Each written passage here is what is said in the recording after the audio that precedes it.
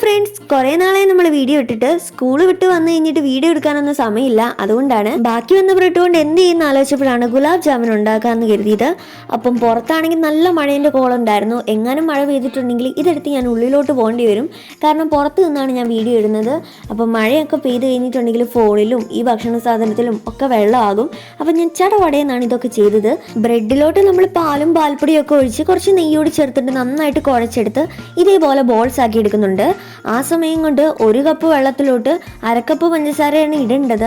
പക്ഷെ ഞാനിപ്പം 2 കപ്പ് വെള്ളമാണ് എടുത്തിരിക്കുന്നത്. അതിനകത്തോട്ട് 2 സ്പൂൺ പഞ്ചസാര ഇടുന്നുള്ളൂ. എനിക്ക് അത്രയ്ക്ക് പഞ്ചസാര ഇഷ്ടമില്ലാത്തതുകൊണ്ടാണ്.